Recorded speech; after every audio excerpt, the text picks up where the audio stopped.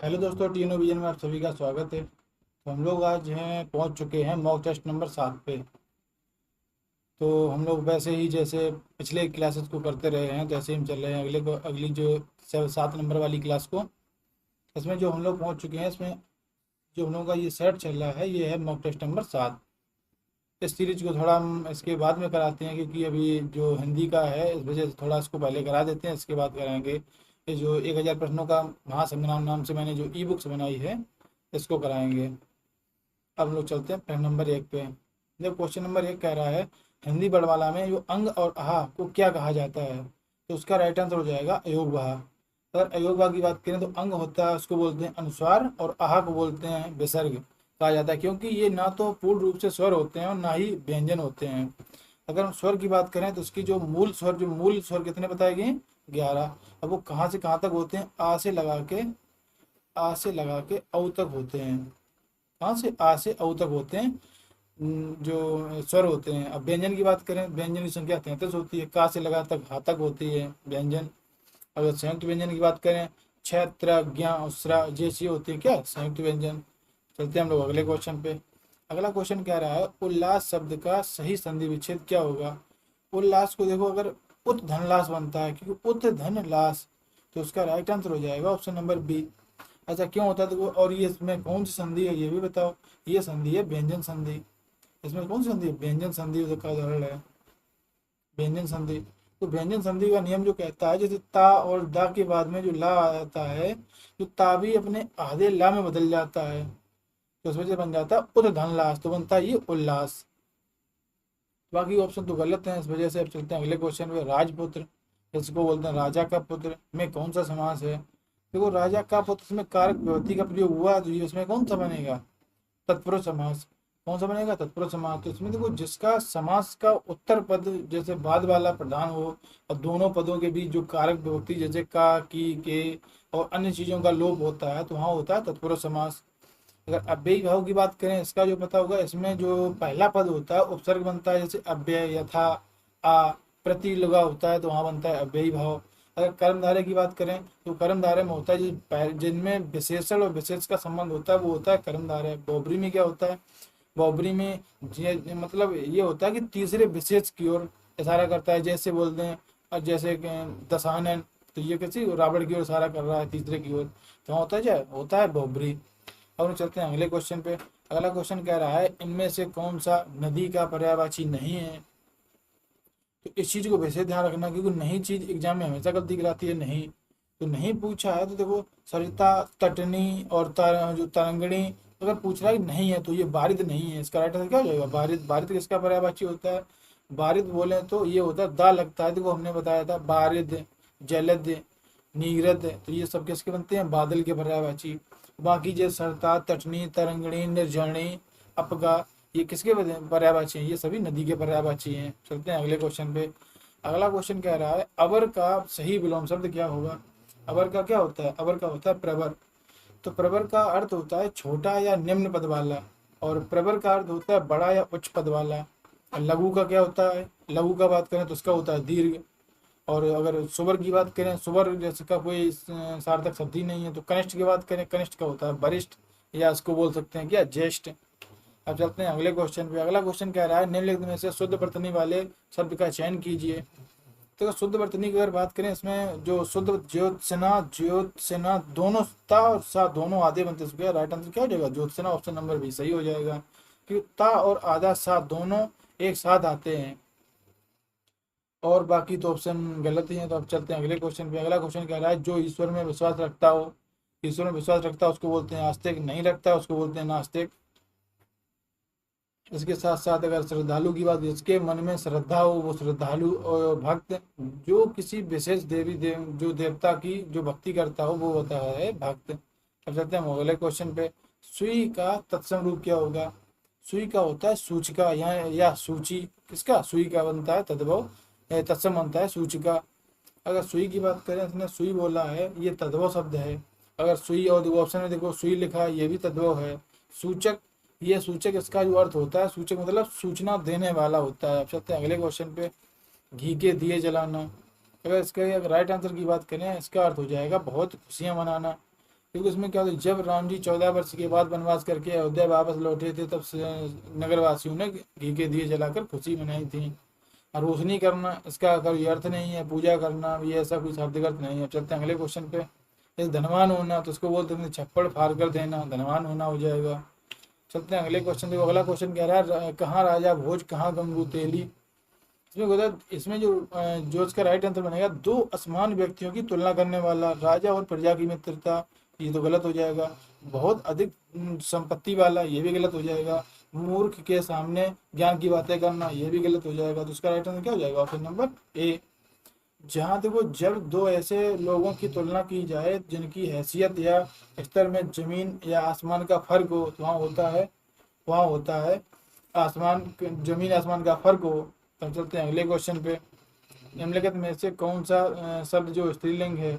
स्त्रीलिंग की बात करें, हिमालय होता है, नदी होती है, नदी होती है, पानी होता है। तो नदी की बात करें तो इसका राइट आंसर क्या हो जाएगा, नदी, नदी होती है। अब चलते हैं अगले क्वेश्चन पे। कुत्ते ने बिल्ली को काटा। इस वाक्य में बिल्ली को मतलब कौन सा कारक है। को की बात करें तो इसका राइट आंसर हो जाएगा कर्म को। तो इसका राइट आंसर क्या हो जाएगा, कर्म को। कर्म की बात करें जिसमें कर्म बोलता है, जैसे जो कर्म को, जैसे फल, जो मतलब क्रिया जो होती है, क्रिया का फल जिस पर पड़े वह कर्म होता है।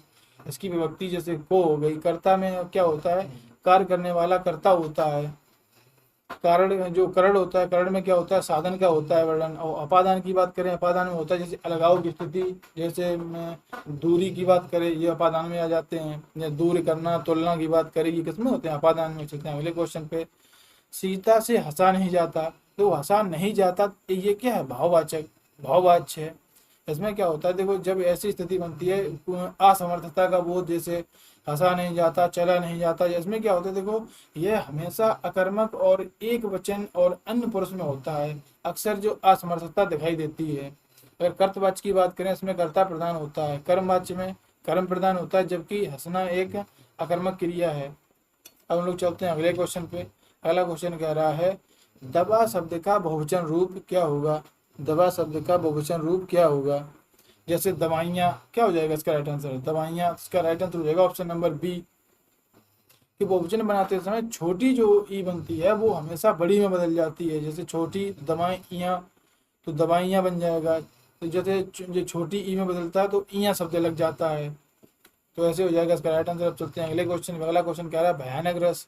तो भयानक रस की अगर बात करें, भयानक रस का क्या होता है, जो स्थायी भाव, भय होता है। क्रोध किसका होता है, क्रोध की बात करें ये रौद्र का होता है। उत्साह की बात करें तो ये वीर रस का होता है। और शोक की बात करें ये करुण रस का होता है। चलते हैं अगले क्वेश्चन पे। अगला क्वेश्चन कह रहा है सोरठा छंद के विषम चरणों में कितनी कितनी मात्राएं होती हैं।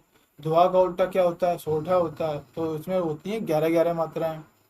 11 मात्राएं होती हैं इसमें। जो ये दोहा का ठीक उल्टा होता है। और पहले और तीसरे चरण में 11, दूसरे और चौथे चरण में 13 मात्राएं होती हैं। अगर 13 की बात करें तो अगर ऑप्शन में है, तो अगर 13 की बात करें ये क्या हो जाएगा, दोहा के विषम चरणों में होती हैं कितनी, 13 मात्राएं। 16 की बात करें तो ये चौपाई के प्रत्येक चरण में कितनी होती हैं, 16 मात्राएं होती हैं। अगर 24 की बात करें तो ये रोला के प्रत्येक चरण में 24 मात्राएं होती हैं। चलते हैं हम लोग अगले क्वेश्चन पे। अगला क्वेश्चन कह रहा है 3 बेर खाती थी वो 3 बेर खाती है। तो इसका जो अर्थ कह रहा है इस पंक्ति में, अगर इसकी बात करें, बेर का जो अर्थ बताया गया है ये 2 शब्दों में बताया गया है।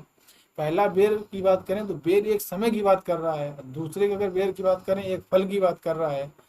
तो ऐसी स्थिति में क्या इसका राइट आंसर क्या बनता है, यमक। तो यमक इसका राइट आंसर हो जाएगा। अनुप्रास की बात करें, यहाँ पे वर्णों की आवृत्ति का मुख्य जो मुख्य वर्णन होता है, वर्णों की आवृत्ति का। श्लेष की बात करें, अर्थ कई साथ चिपके हुए देते हैं। रूपक की बात करें, उपमेय उपमान का अवैध आरोप ने अगर होता है तो वहाँ क्या होता है, रूपक होता है। अब हम लोग चलते हैं अगले क्वेश्चन पे। गोदान उपन्यास के रचयिता कौन है। गोदान के कौन से हैं, मुंशी प्रेमचंद हैं। क्योंकि गोदान हिंदी साहित्य का सबसे महान उपन्यास माना जाता है। इसमें भारतीय कृषक जीवन का सजीव चित्रण मिलता है किसमें, गोदान में। जयशंकर की प्रसाद करी अगर इनकी रचनाएं कौन कौन सी हैं, जयशंकर कामायनी है, कंकाल है, तितली है, रावती, ये किसकी है, जयशंकर प्रसाद की। महादेव वर्मा की बात करें, या मानीर जा निहार, ये किसकी हो जाएंगी, महादेव वर्मा की। सूर्यकांत त्रिपाठी की बात करें, कोकर मुत्ता, परिमल, इनकी रचनाएं होगी सूर्यकांत त्रिपाठी लाला की। अब हम लोग चलते हैं अगले क्वेश्चन पे। हिंदी भाषा किस लिपि में लिखी जाती है। ये लिखी जाती है हिंदी भाषा देवनागरी लिपि में। इसका राइट आंसर हो जाएगा देखो हिंदी, संस्कृत, मराठी और नेपाली भाषाएं जो देवनागरी में लिखी जाती हैं, ये बाएं से दाएं की ओर लिखी जाती हैं। गुरुमुखी लिपि क्या होती है, ये पंजाबी भाषा की लिपि है। खरोष्टी की बात करें तो ये एक प्राचीन लिपि है जो दाएं से बाएं की ओर लिखी जाती है। ब्राह्मी लिपि की बात करेंगे तो देवनागरी का ब्राह्मी जो रूप होता है, ब्राह्मी से ही जो हुआ है, इसका मतलब देवनागरी का विकास किससे हुआ है, ब्राह्मी से ही हुआ है। लेकिन वर्तमान में लिपि देवनागरी है। हम लोग चलते हैं अगले क्वेश्चन पे। मैं कल बाजार जाऊंगा, अगर इसकी बात करें तो मैं कल बाजार जाऊंगा, तो उसका राइट आंसर क्या हो जाएगा, सामान्य भविष्यत काल। तो उसका जो सामान्य भविष्यत काल की बात कर रहा है, इसमें क्या होता है, क्रिया आने के समय में जो गा है, गी, गे शब्द लगते हैं, उसमें क्या होता है, सामान्य भविष्यत काल। सामान्य वर्तमान काल की बात करें तो मैं बाजार जाता हूँ, उसमें क्या हो जाएगा, सामान्य वर्तमान काल। और संभाव्य में क्या होता है कि शायद मैं, इसमें शब्द लगता है शायद मैं जाऊँ। अगर अगर ऑप्शन डी की बात करें संदिग्ध में, इसमें क्या होता है कि वह बाजार गया होगा, ऐसी स्थिति बनती है, उसमें क्या होता है, संदिग्ध भूतकाल। अब चलते हैं हम लोग अगले क्वेश्चन पे। अगला क्वेश्चन कह रहा है कल का अनेकार्थी शब्दों में से, कल का अनेकार्थी शब्द इनमें से कौन सा नहीं है। नहीं की बात कर रहा है तो इस चीज को ध्यान रखना, अगर जब भी नहीं शब्द बोलेगा तो नहीं को हमेशा एक गोला मार देना, क्योंकि ये चीज हमेशा गलत कराती है। तो कल का जो अर्थ होता है, जिसमें बात करें तो नहीं की बात करें, आने में बीता हुआ दिन, ये भी होता है सही है। आने वाला दिन, ये भी होता है। मशीन के पुर्जे, जैसे बोलते हैं कल पुर्जे, तो बोलते हैं मतलब ऐसे बोल देते हैं। लेकिन कलम इसका राइट आंसर हो जाएगा, क्योंकि कल का अर्थ कलम नहीं होता है। अब लोग चलते हैं अगले क्वेश्चन पे। अगला क्वेश्चन कह रहा है दरवाजे पर कोई खड़ा है। तो दरवाजे पर कोई खड़ा है, तो उसमें क्या हो जाएगा, अनिश्चयवाचक सर्वनाम। कोई मतलब नहीं पता है कि कौन है, अनिश्चयवाचक हो जाएगा। जब किसी प्राणी या वस्तु की निश्चितता का बोध ना हो, जैसे प्राणी के लिए क्या कोई शब्द लगता है, प्राणी के लिए कोई शब्द लगता है, और वस्तु के लिए कुछ शब्द लगता है। निश्चयवाचक में यह वह आ जाते हैं, प्रश्नवाचक में कौन क्या क्यों ये शब्द आते हैं, और निजवाचक में आप स्वयं, इसमें आते हैं निजवाचक में। हम लोग चलते हैं अगले क्वेश्चन पे। वह बहुत सुंदर लड़की है। वाक्य में बहुत क्या है, तो बहुत की बात करें तो विशेषण की जब विशेषता बताते हैं उसको क्या बोलते हैं, प्रविशेषण। उसका राइट आंसर क्या हो जाएगा, प्रविशेषण। जो शब्द विशेषण की विशेषता बताएं, जैसे सुंदर विशेषण है लेकिन बहुत उसकी विशेष मात्रा को बता रहा है, तो वो बन जाएगा प्रविशेषण। विशेषण की बात करें तो सुंदर हो जाएगा। सर्वनाम की बात करें तो वह शब्द हो जाएगा। अब क्रिया विशेषण की बात करें, क्रिया विशेषण जो क्रिया की विशेषता बताता है, जैसे बहुत तेज दौड़ता है, तो वो कैसे तेज दौड़ता है, बहुत तेज, तो वो बन जाएगा क्रिया विशेषण। अब चलते हैं अगले क्वेश्चन पे। अगला क्वेश्चन कह रहा है लिखवाना किस प्रकार की क्रिया है। लिखवाना मतलब दूसरे लिए लिखवाना, मतलब खुद ना करके दूसरे जब कराया जाता है तो वो बनता है प्रेरणार्थक क्रिया। जब कर्ता स्वयं ना करके किसी अन्य को करने के लिए प्रेरित करे, जैसे प्रथम प्रेरणार्थक होता है लिखाना, द्वितीय प्रेरणार्थक बनेगा लिखवाना, ऐसे हो जाता है। सकर्मक में क्या होता है, जैसे लिखना और सकर्मक है, और यहाँ क्रिया का भेद जो प्रेरणार्थक का सटीक है। और इसकी बात करें पूर्वकालिक, कालिक क्या होता है कि वह नहाकर विद्यालय जाएगा, वो कहते हैं पूर्वकालिक क्रिया। नाम धातु में क्या होता है, जो संज्ञा और सर्वनाम से बने होते हैं, जैसे बात से बतियाना, लात से लतियाना, ऐसे हो जाते हैं किसमें, नाम धातु क्रिया। अब शब्द है हम लोगों का आह क्या मौसम है, जिसमें बोले आह क्या है। आह की बात करें तो ये बन जाएगा क्या, विस्मयादि बोधक। इसका राइट आंसर क्या हो जाएगा, विस्मयादि बोधक। और संबंध बोधक की बात करें तो संबंध में क्या होता है कि संज्ञा सर्वनाम का संबंध के जब शब्दों के साथ के बिना के पास शब्दों का मिलकर बनते हैं, तो वो बन जाते हैं संबंध बोधक। समुच्चय बोधक की बात करें तो दो वाक्यों को जोड़ने के लिए जैसे हो, जैसे और है, तथा है, किंतु, वो किसमें बन जाते हैं, समुच्चय बोधक में। अब हम लोग चलते हैं अगले क्वेश्चन पे। अगला क्वेश्चन बोल रहा है अधिकार शब्द में कौन सा उपसर्ग प्रयुक्त हुआ है। अधिकार में कौन सा उपसर्ग, तो उसमें क्या हो जाएगा, अधि उपसर्ग हो जाएगा। क्यों, अधि धनकार। उपसर्ग हमेशा जो होते हैं आरंभ में लगते हैं, प्रत्यय हमेशा पीछे लगते हैं। और अगर अब चलते हैं हम लोग अगले क्वेश्चन वाला क्वेश्चन कह रहा है सजावट शब्द में किस प्रकार का प्रत्यय का प्रयोग किया गया है। सजावट बोले तो सज से बना है आवट, तो उसके राइट आंसर हो जाएगा आवट प्रत्यय। क्योंकि जो आवट है सजना, सजना मूल धातु है, आवट लगता तब बनता है सजावट। अब लोग चलते हैं अगले क्वेश्चन पे। अगला क्वेश्चन कह रहा है निम्नलिखित में से शुद्ध वाक्य का चयन कीजिए। शुद्ध वाक्य का चयन कीजिए, तो उसमें राइट आंसर हो जाएगा, देखो मेरे को, तो मेरे को ये तो गलत हो गया। मैंने ये भी गलत हो गया। मुझे घर जाना है, मुझको घर जाना है, तो मुझको घर जाना है, तो इसमें ये भी गलत हो जाएगा। क्योंकि और राइट आंसर क्या हो जाएगा, मुझे घर जाना है। बाकी दृष्टि से बिल्कुल सही है। देखो अगर पहला गलत है तो क्यों, देखो मेरे को स्थानीय बोली का प्रयोग कर रहा है तो व्याकरण रूप से अशुद्ध है। मैंने घर जाना है, इसमें क्या है, मैंने का प्रयोग में ने कारक के साथ भूतकालिक की सकर्मक क्रिया में होता है। और मुझको घर जाना है गलत है, मुझको की जगह होनी चाहिए मुझे घर जाना है, ये सटीक बनेगा। अब चलते हैं अगले क्वेश्चन। अगला क्वेश्चन कह रहा है आग का तत्सम क्या होगा।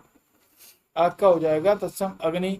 और बाकी तो अनिल जो पर्यायवाची शब्द हैं, जैसे अनिल किसका, आग का पर्यायवाची है, आग का पर्यायवाची ये पावक भी है। और अग्नि ये तो अशुद्धि लिखी है क्वेश्चन के, जो अशुद्धि लिखी है बी ऑप्शन। नमस्ते शब्द में नमस्ते का सही संधि विच्छेद क्या होगा, नमाधनते। नमाधनते तो उसका राइट आंसर क्या हो जाएगा, नमाधनते। इसका राइट आंसर हो जाएगा ऑप्शन नंबर बी। और उसमें कौन सी संधि है, विसर्ग संधि का उदाहरण है। कौन सी संधि है, विसर्ग संधि का उदाहरण है। अब चलते हैं हम लोग अगले क्वेश्चन पे। अगला क्वेश्चन कह रहा है पंचवटी में कौन सा समास है। पंचवटी देखो उसमें बताया था कि दिगु होता है, दिगु में हमेशा संख्याओं का प्रयोग किया जाता है तो वहां होता है दिगु समास। दिगु दिगु दिगु मतलब ऑप्शन नंबर बी। इसका राइट आंसर हो जाएगा ऑप्शन नंबर बी। द्वंद्व की बात करें इसमें क्या होता है, दोनों पद प्रधान होते हैं, माता पिता भाई बहन ऐसी चीजों का प्रयोग होता है। तत्पुरुष में कारक चिन्हों का प्रयोग होता है, किसमें, तत्पुरुष में। कर्मधारय की बात करें इसमें विशेषण विशेष का जो संबंध होता है वो बनते हैं कर्मधारय। अब हम चलते हैं अगले क्वेश्चन पे। अगला क्वेश्चन कह रहा है इनमें से कौन सा जो शब्द है पृथ्वी का पर्यायवाची है। पृथ्वी का पर्यायवाची शब्द कौन सा है इसमें पूछ रहा है, तो उसका पर्यायवाची हो जाएगा जलद है, कानन, अर्क। इसका राइट आंसर हो जाएगा वसुंधरा, क्योंकि जलद जलद बादल का पर्यायवाची है, कानन जंगल का पर्यायवाची है, अर्क सूर्य का पर्यायवाची है। अब हम चलते हैं अगले क्वेश्चन पे। अगला क्वेश्चन कह रहा है तो वो गद्यांश आ गया। गद्यांश सीधे पढ़ो। गद्यांश के अनुसार जीवन में किसका बहुत महत्व है। तो गद्यांश इसको देखते हैं कहाँ पे, गद्यांश जीवन में अनुशासन का बहुत महत्व। उसका राइट क्या होगा, अनुशासन का बहुत महत्व है। अगला क्वेश्चन कह रहा है अनुशासन का क्या अर्थ बताया गया है। सजा पाना, नियमों का पालन करना, विद्यालय जाना, मौन रहना। इसमें बोला है नियमों का पालन करना, ये लिखा है।